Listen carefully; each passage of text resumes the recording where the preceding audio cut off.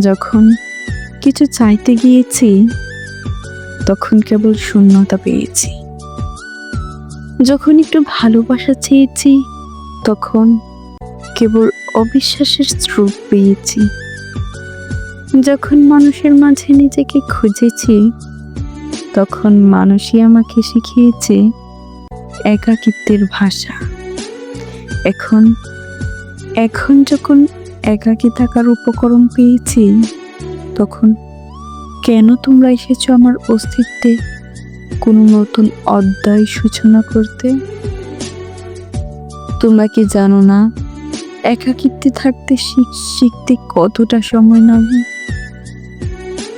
এখন যখন আমি শান্তিতে আছি তোমরা কেন আমার নিস্তব্ধতায় ঝড় তুলে দিতে চাও?